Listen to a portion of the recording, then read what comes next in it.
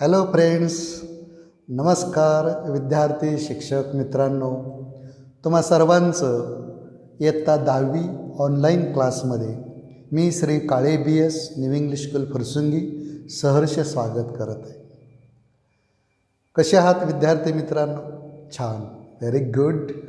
विद्यार्थी मित्रांनो, आपण इयत्ता 10वी म्हणजेच standard 10th maths part 2 chapter number 3 circle हे आपण अभ्यासत आहोत.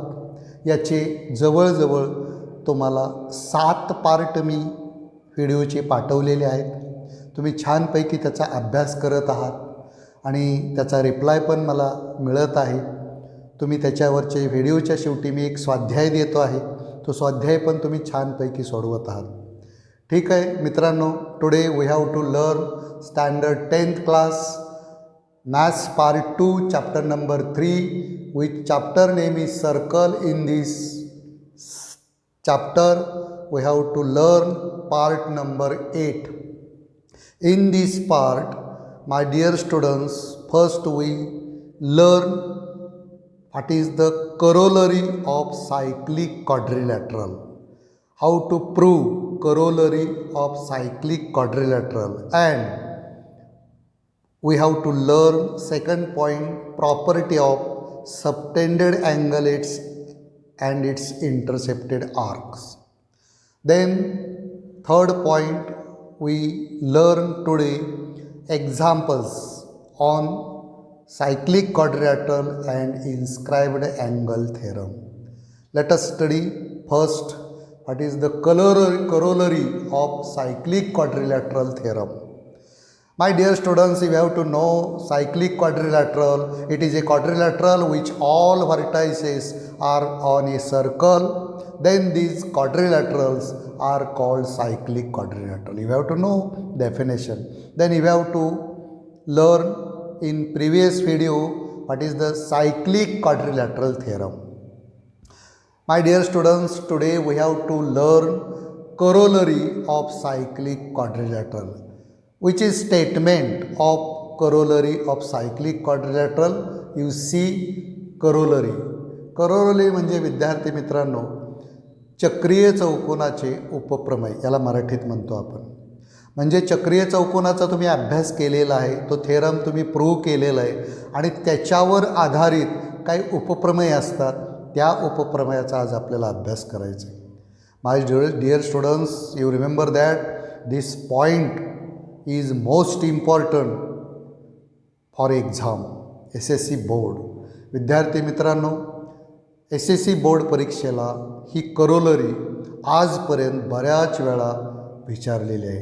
त्यामुळं हा घटक अतिशय महत्त्वाचा आहे. विद्यार्थी मित्रांनो, तुम्ही काळजीपूर्वक पहा सुरुवातीपासून, आणि ही जर करोलरी आज तुम्हाला समजली तर तुमच्या परीक्षेतले 3 मार्क्स तुम्हाला सहज मिळणार आहेत. चला पाहूया what is the statement of corollary of cyclic quadrilateral theorem. To prove that an exterior angle of a cyclic quadrilateral is congruent to the angle opposite to its adjacent interior angle. विद्यार्थी मित्रांनो, चक्रीय चौकोनाचे बाह्य कोन किंवा बाह्य कोन हा त्याच्याशी संलग्न असणाऱ्या कोनाच्या समूह कोनाशी एकरूप असतो हे सिद्ध करा, असा प्रश्न त्या मराठीत आपल्याला समजून घ्यायचा आहे. An exterior angle of cyclic quadrilateral is congruent to the angle opposite to its adjacent interior angle. विद्यार्थी मित्रांनो, मी तुम्हाला बऱ्याच वेळा सांगितलं आहे, थेरम किंवा करोलरी जेव्हा मला प्रूव्ह करायची असते त्यावेळेस मला स्टेटमेंट काळजीपूर्वक वाचणं गरजेचं आहे. आणि त्या स्टेटमेंटवरनं first we remember that how to draw the diagram. मला डायग्रॅम कशी काढायची हे समजलं पाहिजे. आणि एकदा मला डायग्रॅम काढता आली की मला टू गिवन लिहिणं सोपं आहे. टू प्रूव्ह खूप सोपं आहे, त्या स्टेटमेंटमध्येच सेंटेन्स असतं, आणि त्यानंतर प्रूफ आणि कन्स्ट्रक्शन. परंतु आनंदाची बातमी विद्यार्थी मित्रांनो, या करोलरीमध्ये तुम्हाला कन्स्ट्रक्शन करायची गरज नाही. कन्स्ट्रक्शन विना तुम्ही ही करोलरी प्रूव्ह करणार आहात आणि तुम्ही करू शकताय. चला, how to draw the diagram. You read carefully statement of corollary and exterior angle of cyclic quadrilateral. याचा अर्थ विद्यार्थी मित्रांनो, मला अगोदर सायक्लिक क्वाड्रॅटर काढावं लागेल आणि सायक्लिक क्वाड्रॅटर जर मला काढायचं असेल तर पहिल्यांदा मला एक सर्कल काढावं लागेल आणि एक सर्कल काढल्यानंतर त्याच्यात मला एक क्वाड्रिलॅटरल दाखवावं लागेल आणि क्वाड्रिलॅटरल दाखवल्यानंतर त्या क्वाड्रिलॅटरचं एक मला एक्सटेरियर अँगल दाखवावं लागेल. म्हणजे मला वाटतं आकृती काय काढायची हे तुमच्या स्टेटमेंटवरून लक्षात आलं असेल. Let us see how to draw the diagram. First we draw the circle with centre O. You remember that. Then I draw the cyclic quadrilateral which name is A, B, C, D. These are 4 vertices of quadrilateral lie on a circle. Therefore, given quadrilateral A, B, C, D is a cyclic quadrilateral. मी स्टेटमेंटवरून एक cyclic quadrilateral काढलं. आता मला काय काढायचं आहे, त्याचा एक exterior angle काढायचं आहे. आता तुम्हाला एक्सटेरियर अँगल माहीत आहे. Exterior angle means it is a angle which make the interior angle of quadrilateral which is make linear pair. Then this angle is called exterior angle of given cyclic quadrilateral. याचाच अर्थ विद्यार्थी मित्रांनो, त्या चक्रीय चौकोनाच्या कोणत्याही एका कोनाच्या म्हणजे कुठला कोन, आंतरकोन याच्याशी रेषीय जोडी तयार करणारा जो कोन असतो त्याला आपण काय म्हणतो, एक्सटेरियर अँगल म्हणतो. How to draw the exterior angle. You see the figure. I draw exterior angle of given quadrilateral ABCD which name is BCE. This angle is exterior angle of given quadrilateral ABCD. एवढं मला दिलं आहे विद्यार्थी मित्रांनो स्टेटमेंटमध्ये. त्याच्यानुसार मी आकृती बनवली. आता मी काय करतो, एक्सटेरियर अँगल आणि इंटेरियर अँगल हे तुम्हाला कळावं म्हणून मी जरा वेगवेगळे कलर घेऊन दाखवलेले आहेत. बघा डायग्रॅममध्ये ब्ल्यू कलरचा जो आहे ना अँगल BCE हा एक्सटेरियर अँगल आहे. कुणाचा, सायक्लिक क्वाड्रिलॅटरल ABCDचा. आणि त्याचा इंटेरियर एक अँगल आहे बघा जो लिनियर पेअर करतो तो म्हणजे BCD. आणि त्याचा अपोजिट अँगल मी दाखवलं आहे पहा BAD. आणि आपल्याला काय प्रूव्ह करायचे तुमच्या लक्षात आलं असेल, exterior angle is congruent to its opposite angle of adjacent angle. म्हणजे त्याचा ॲडजसंट जो अँगल आहे त्याच्या अपोजिट अँगलशी तो कॉन्ग्रुएंट आहे हे आपल्याला प्रूव्ह करायचं आहे. My statement of figure is completed. Then we see how to draw the two given. You see, what is the given information of given diagram is called given, or given information of given statement is called to given. You see, in the circle with the center O, quadrilateral ABCD is a cyclic quadrilateral with center O. Quadrilateral ABCD cyclic quadrilateral and its exterior angle BCE. Given is completed. एखादा student म्हणेल, sir हे तुम्ही जे असं given दिलेलं आहे त्याच्याऐवजी मी असं गिवन लिहिलं तर चालेल, कसं सांग बरं. In a figure angle BCE is a exterior angle of given cyclic quadrilateral ABCD in a circle with center O. Yes, okay, your answer is also correct. म्हणजे सांगायचं तात्पर्य एवढं, गिवन हे तुमच्या स्वतःच्या भाषेमध्ये त्या डायग्रॅमचं जेव्हा तुम्ही वर्णन करता त्यालाच आपण टू गिवन म्हणतो. आलं लक्षात. चला, how to write to prove angle BCE congruent. बघा, अँगल BCE म्हणजे एक्सटेरियर अँगल आहे, हा कॉन्ग्रुएंट दाखवायचा आहे. कोणाशी दाखवायचा आहे, त्याच्याशी संलग्न, त्याच्याशी ॲडजसंट असणारा जो अँगल आहे त्याच्या अपोजिट अँगल्सशी. मग मला सांगा बरं, ABCE हा एक्सटेरियर अँगल असेल, त्याच्याशी ॲडजसेंट अँगल कोणता आहे? BCD. आणि त्याचा अपोजिट अँगल कोणता आहे? Sir, angle BAD. Yes, okay. Therefore to prove angle BCE congruent to angle BAD. Or you can also write angle BAD congruent to angle BC. कसंही लिहू शकता तुम्ही. Then most important part of given theorem, which is proof. How to write the proof? You listen carefully and you see carefully proof. My dear students, you always remember, when we write proof of given theorem or corollary, you take two parts. One part is statement and second part is reason. त्यालाच आपण विधाने कारणे म्हणतो. कुठल्याही थेरमचे जेव्हा तुम्ही विधाने कारणे करून थेरम लिहिता तेव्हा ते समजायला सोपं जातं आणि प्रत्येक रिझन आपल्याला समजतं.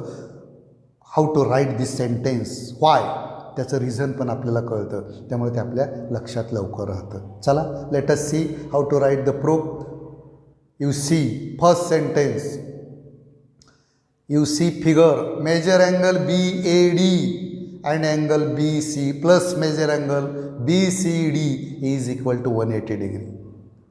My dear students, you have to know quadrilateral ABCD is cyclic quadrilateral.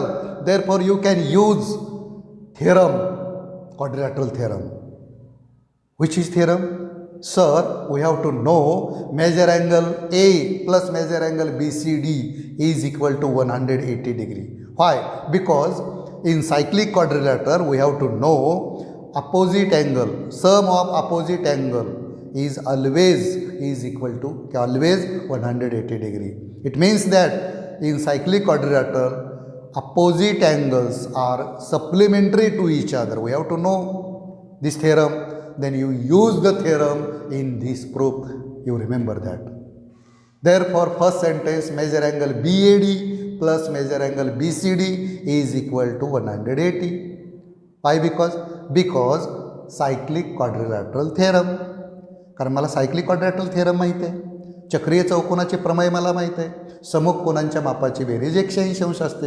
मग बघा बरं, BAD त्याच समोरचा कोण कोणता आहे? BCD. आणि म्हणून पहिलं वाक्य मी लिहिलं. मला वाटतं पहिलं वाक्य लक्षात आलं असेल. Then we see how to write the second sentence. You see carefully, my dear students, measure angle BCD. You see measure angle BCD plus measure angle BCE is equal to 180. Why? Because, sir, angle BCE is the linear pair of angle BCD. Therefore, we have to know linear pair angle property. Which is property? Sum of their measure of their angles is always 180 degree. रेषीय जोडीतील कोणांच्या मापाची बेरीज ही नेहमी 180 अंश असते. हे माहीत आहे आम्हाला आणि त्याच प्रॉपर्टीचा मी उपयोग दुसऱ्या सेंटेन्समध्ये केला आहे. You see measure angle BCD plus measure angle BCE is equal to 180 degree. You write the reason. Which is reason? Sir, we have to know property of linear angle property. तुम्ही तिथं रिझन देऊ शकता second सेंटेन्सला, property of linear pair of angles, रेषीय जोडीतील कोणाचा गुणधर्म. मला सांगा, 2 वाक्य लक्षात आले असेल तुमच्या. आता तिसरं वाक्य बघा. How to write the third sentence. You see from 1 and 2 RHS are equal, then we write LHS are also equal. मला सांगा, विधानामध्ये जर उजवी बाजू समान असेल तर आपण डावी बाजू समान दाखवू शकतो. Therefore, from 1 and 2 you write the sentence number 3, measure angle BAD plus measure angle BCD is equal to the measure angle BCD plus measure angle BC. बघा, विधान 1 व 2 ची डावी बाजू, विधान 1 ची डावी बाजू बरोबर विधान 2 ची डावी बाजू इक्वल साईननं दाखवले. का? कारण उजवी बाजू समान आहे म्हणून मी डावी बाजू समान दाखवले. You write the reason for third sentence from 1 and 2. From 1 and 2. Third sentence is completed. Then you see how to write fourth sentence. Therefore, you see the third sentence. BCD, angle BCD is both side. दोन्ही बाजूला angle BCD आहे आणि मग काय होईल, तो cancel होईल. Therefore you write four sentence measure angle BAD is equal to measure angle BC. What is the reason? Simplify. दोन्ही बाजूला सारखा घटक आहे BCD, म्हणून मी तो काय केला, कॅन्सल केला. मग शिल्लक काय राहिलं बघा. Therefore measure angle BAD is equal to measure angle BC. What is the reason? Simplify. Then you see last sentence. Therefore measure angle BAD, sorry measure नाही घेणार मी आत्ता, angle BAD congruent to angle BC. Why? Sir, we have to know measure of two angles is equal, then we say given two angles are congruent. आम्हाला माहीत आहे ज्या दोन कोणांची मापे समान असतात ते दोन कोण एकरूप असतात. Then you write the reason of 5 from 4 from sentence number 4. Then your answer is completed. We have to get prove angle BAD congruent to angle BC. पर विद्यार्थी म्हणतील, सर तुम्ही टू प्रूव्हमध्ये BC घेतले अगोदर, चालू शकेल, काय हरकत नाही. तुम्ही BAD कॉन्ग्रुएंट टू BC दाखवलं काय किंवा angle BC congruent to angle BAD दाखवलं काय, दोन्हीचा अर्थ एकच. शिवाय तुम्हाला अजून एखादं वाक्य जर लिहायचं असेल तर तुम्ही लिहू शकता 6 sentence.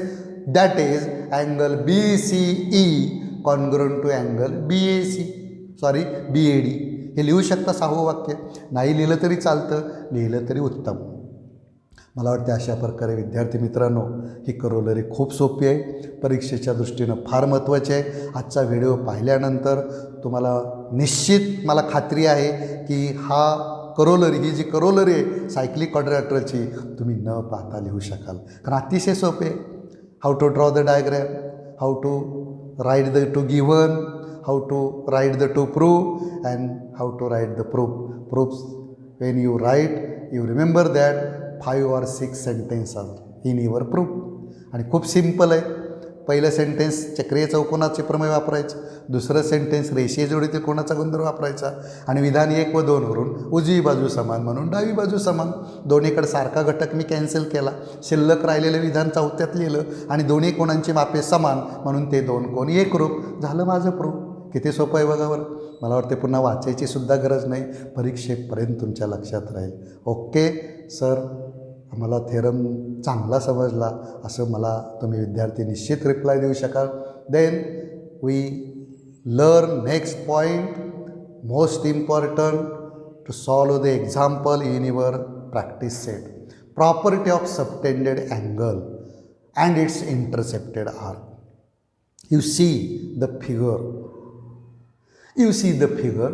In figure, if chord AB and chord CD are intersect to each other at a point in a circle, then you remember that measure of each angle is always half of sum of their intercepted arc. This property is most important. हेच आपण मराठीत समजून घेऊया. विद्यार्थी मित्रांनो, जेव्हा दोन जीवा परस्परांना वर्तुळाच्या आंतरभागात छेदतात तेव्हा नेहमी लक्षात ठेवा, त्या छेदनबिंदूच्या ठिकाणी होणाऱ्या प्रत्येक कोनाचं माप त्या कोनाने इंटरसेप्टेड केलेली आर्क आणि त्याच्या विरुद्ध कोनाने इंटरसेप्टेड केलेली आर्क यांच्या बेरजेच्या निमपट त्या कोनाचं माप असतं. एवढं फक्त तुम्हाला लक्षात ठेवायचं आहे आणि याचा वापर करून आपल्याला एक्झाम्पल सोडवायचे आहेत. आम्हाला परीक्षेत एक्झाम्पल कसं विचारलं जातं बघा. You have to give measure arc AC, you have to give measure arc BD, and then find the measure of angle AEC or measure of angle BED. Then you remember that you see the formula from figure. Measure angle AEC is equal to 1/2 into bracket measure arc AC plus measure arc DB. bracket completed, then you put it the value, then you simplify, then you have to get the answer major angle AEC. आता समजा कदाचित मला arc ADचं माप दिलं असेल आणि arc BCचं माप दिलं असेल तर मला सेकंड फॉर्म्युला वापरावा लागेल. बघा सेकंड फॉर्म्युला काय, measure angle CEB is equal to 1/2 measure arc AD plus measure arc CB. म्हणजे आकृतीमध्ये ज्या दोन आर्क दिलेले असतात त्या दोन आर्कचा सबटेंडेड अँगल. आता पुन्हा म्हणा तुमच्या लक्षात असं सबटेंडेड अँगल कशाला म्हणायचं, it is a angle which vertex is in a circle, out of circle, on a circle, कुठेही असू शकतो. असा जो अँगल तयार होतो त्याला आपण सबटेंडेड अँगल म्हणतो. त्यालाच मराठीमध्ये अंतरित कोन असे म्हणतो. विद्यार्थी मित्रांनो, इन्स्क्राइब्ड अँगल वेगळा, सबटेंडेड अँगल वेगळा. इन्स्क्राइब्ड अँगल म्हणजे it is angle which vertex is on a circle and its arms intersect into different point to the circle, then this angle is called inscribed angle. You remember that. But subtended angle, it is angle which vertex may be out of circle, may be in a circle, may be on a circle, कुठेही असू शकेल. Then this angle is called subtended angle.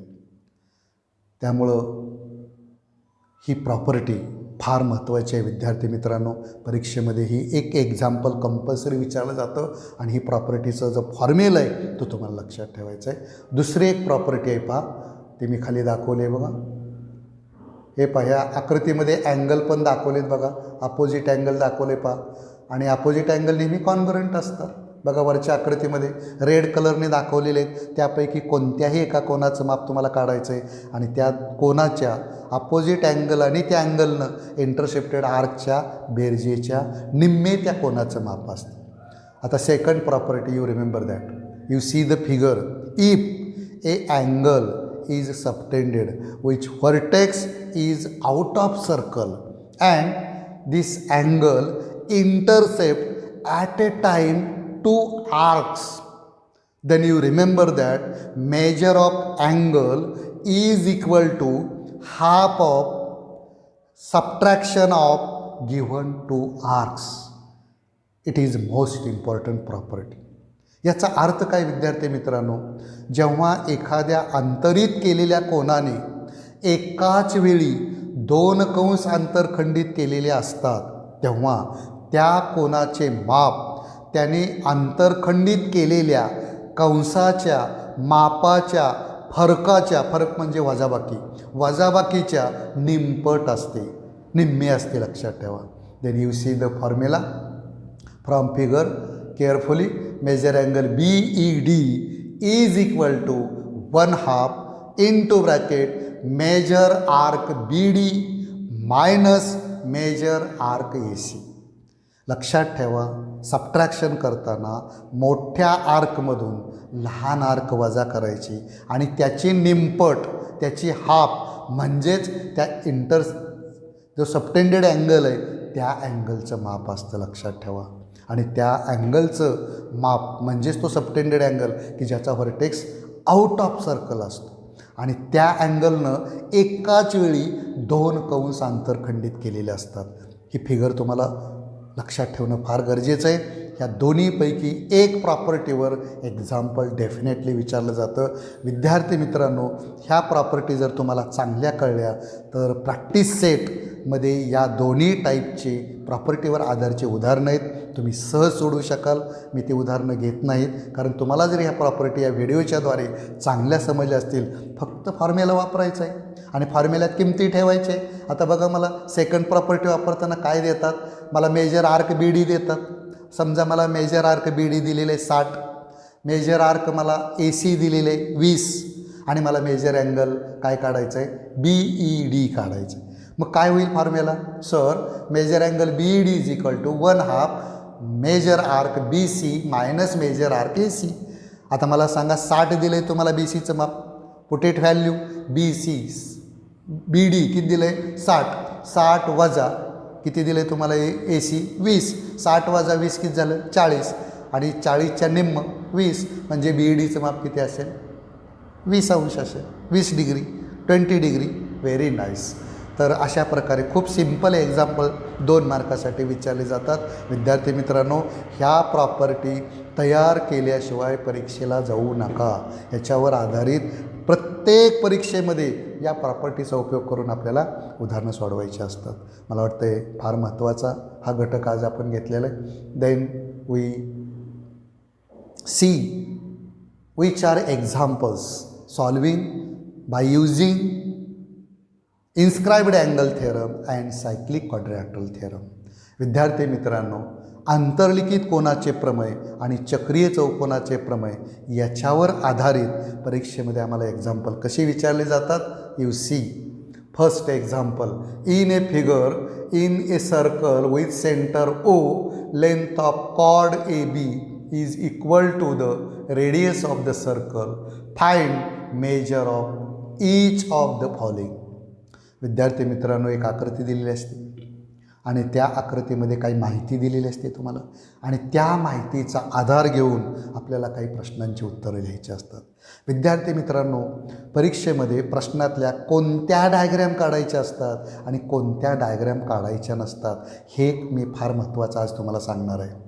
जे प्रश्न तुम्हाला सोडवताना आकृतीत काही बदल करावा लागत असतो, we have to construct of given figure in given question, then you remember that you draw the diagram in your answer, or given theorem you draw the diagram in your answer.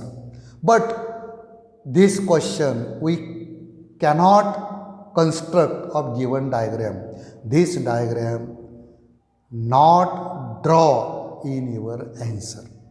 ज्या आकृतीमध्ये तुम्हाला रचना करावायची नसते आणि तुम्ही उत्तर काढू शकता, अशा आकृत्या तुम्ही उत्तरपत्रिकेत नाही काढल्या तरी चालू शकतात. डायरेक्ट तुम्ही ॲन्सर लिहिलं तरी चालू शकतं. परंतु ज्या आकृतीमध्ये आपल्याला काहीतरी बदल करावा लागतो आणि बदल केल्याशिवाय त्या आकृतीमध्ये दिलेल्या प्रश्नांची उत्तरं आपल्याला काढता येत नसेल, तर लक्षात ठेवा, ती आकृती प्रश्नात दिलेली पुन्हा तुम्हाला उत्तरपत्रिकेत काढणं बंधनकारक आहे. शिवाय थेरम जेव्हा करोलरी याच्या आकृत्या असल्याशिवाय तुमच्या उत्तराला कधीही फुल क्रेडिट मिळणार नाही. म्हणून कोणत्या प्रश्नाच्या आकृत्या किंवा कुठल्या थेरमच्या आकृत्या काढायच्या, थेरमच्या तर आकृत्या आपल्याला काढणं बंधनकारकच आहे, परंतु प्रश्नाच्या आकृत्या काढताना ही बाब तुमच्या लक्षात येणं आवश्यक आहे. My dear students, how to write the solution of given questions. You see, नेहमी लक्षात ठेवा आकृतीमध्ये इन्फॉर्मेशन काय काय दिलं आहे ते बघा. Solution, how to write, segment OA. You see the figure, segment OA congruent to segment OB. Why sir? Given radius are congruent of in a circle. एकाच वर्तुळातील सर्व त्रिज्या समान लांबीच्या असतात, म्हणजेच त्या एकरूप असतात, हे माहिती आहे मला. Therefore segment OA congruent to segment OB. We have to know same radii of circle. You write the reason since into bracket. Then I write the next sentence, but chord AB is equal to the radius. In your questions you तुम्हाला दिलेलं आहे, काय दिलेलं आहे बघा. chord AB equal to the radius म्हणजे length of AB is equal to length of radius. Therefore you see the figure, segment OA, it is radius, congruent to segment OB, it is also radius, is equal to length of AB or segment AB. Then you see the figure, triangle OAB, which is type. Sir, we have to know all sides of given triangle is equal, therefore we say given triangle is equilateral triangle. जेव्हा त्रिकोणाच्या तिन्ही बाजू समान असतात तेव्हा त्या त्रिकोणाला आम्ही समभुज त्रिकोण म्हणतो. हे सर माहीत आहे मला. बरोबर. You use the property of equilateral triangle. Then you remember that when given triangle is equilateral, then you think, विचार करा, what is the measure of each angle. Sir, when given triangle is equilateral triangle, we have to know measure of each angle is always 60 degree. Why? Because we have to know all angles are congruent. But we have to know in 9th standard triangle theorem, sum of all measure of angles of given triangle is always 180 degree. Therefore, each angle of equilateral triangle is 60 degree. Therefore, measure angle OAB is equal to 60 degree. बघा बरं, मग मी OABचं माप पहिलं मला मिळालं, किती मिळालं? 60 degree. First answer is completed. AOB sorry कुठला अँगल बघा, OAB मिळाला आहे बघा. आता OAB जेवढा आहे तेवढाच कोणता असणार आहे? AOB असणार आहे. Therefore measure angle AOB is also 60 degree. कारण OABचं माप जर 60 असेल तर AOBचं मापसुद्धा 60च असणार, ABOचं माप 60च असणार. We have to get first answer. Measure angle AOB is equal to 60 degree. You get a 1 marks. Then you see next step. You think, my dear students, central angle property. You have to know measure of central angle is equal to measure of its intercepted arc. This is called central angle property. Then you use it. This example, measure arc AB is equal to measure arc AB is equal to measure angle OAB or AOB.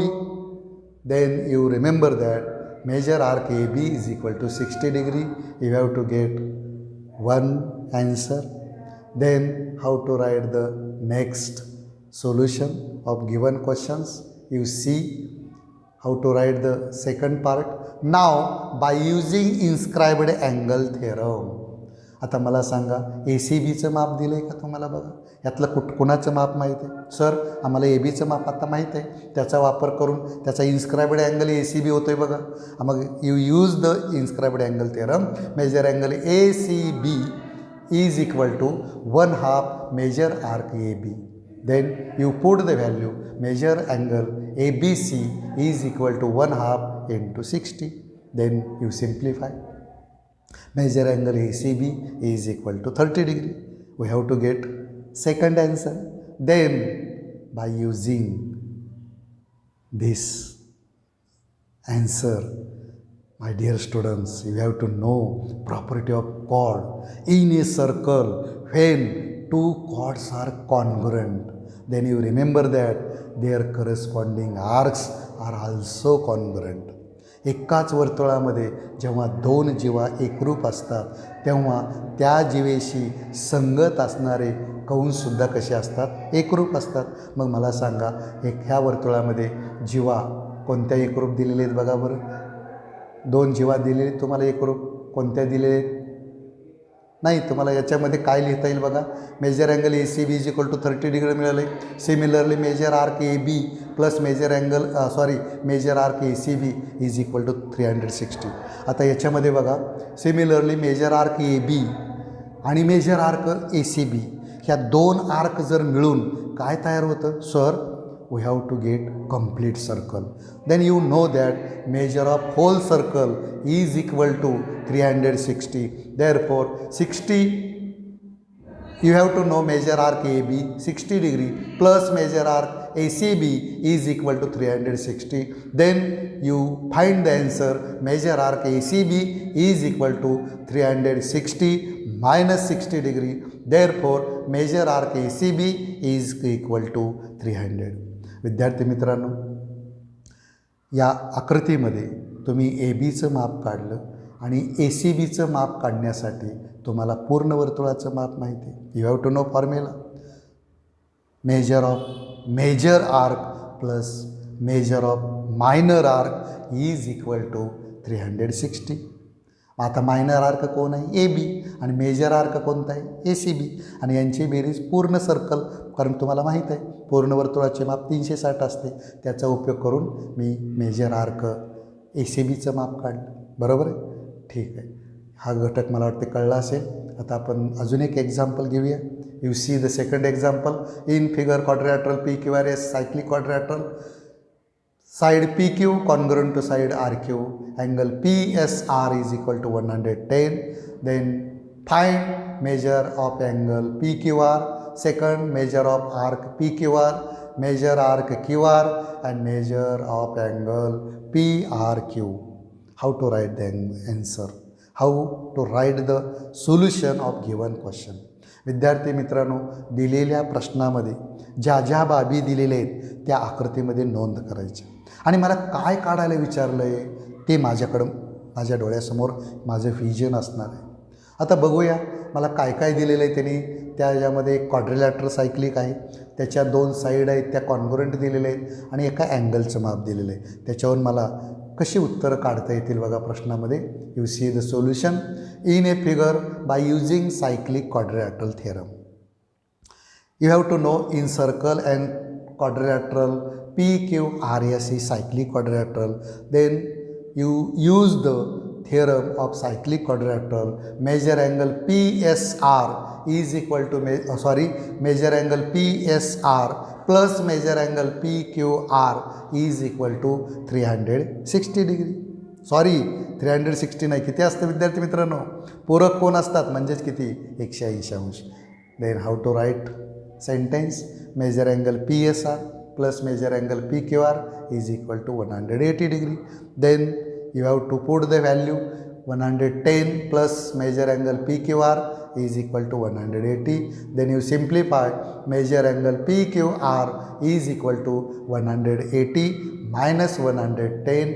Then you have to get the answer. Measure angle PQR is equal to 70 degree. You get first answer of given question. You get a 1 marks. Then you write the second part. Similarly, measure angle PSR is equal to 1/2 measure arc PQR by using inscribed angle. बघा PSR हा inscribed angle आहे आणि त्याने intercepted arc केलेली कोणती आहे? PQR. त्याच्यावर मला मेजर आर्क PQRची किंमत काढता येईल. चला, you put it value. You put the value angle PSR 110 is equal to 1/2 measure arc PQR. Then you simplify to transfer to LHS. 110 into 2 is equal to measure arc PQR. Therefore 220 is equal to measure arc PQR. Therefore we get the answer. Measure arc PQR is equal to 220. In this way we have to get second answer.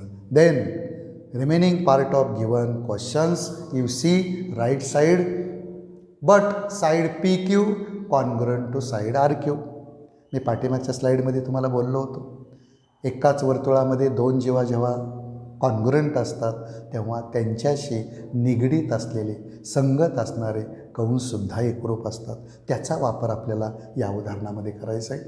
Major arc PQ is equal to measure arc QR by using property of chord. 2 chord जर congruent असतील, you remember that if 2 chords are congruent in a circle, then you remember that their corresponding arcs are also congruent. Therefore now measure arc PQ plus measure arc QR is equal to measure arc PQR. You write this sentence.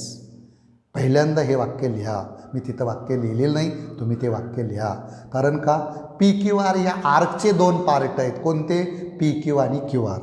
ते formula अगोदर लिहा आणि त्याच्यात मग पुढं काय करा? किमती ठेवा. Therefore measure arc QR, you put the PQ means QR, measure arc QR plus measure arc QR is equal to 220. We have to know value of major arc PQR 220. Put it the value. Then you simplify. 2 measure arc QR is equal to 220. Then you simplify. 2 is divided by 220. Therefore measure arc QR is equal to 110. We have to get third answer. Measure arc QR is equal to 110 degree, which is third answer. आता मला सांगा, QRचं माप जर 110 असेल तर PQचं सुद्धा माप किती असेल? 110च असणार, कारण त्या आर्क PQचं सुद्धा माप 110च असणार. Therefore measure arc PQ is equal to 110. Now by using inscribed angle, You see the figure, inscribed angle PRQ is equal to 1/2 major arc PQ. Then you put it the value. What is the value of PQ? 110. Therefore, major angle PRQ is equal to 1/2 into 110. Then you simplify. We have to get answer 55 degree. Therefore, major angle PRQ is equal to 55 degree. In this way, we have to get solution of given question. Then we get 4 marks of given questions in an exam. When you solve this example, you remember that you write the bracket of main answer. I show in your answer red color.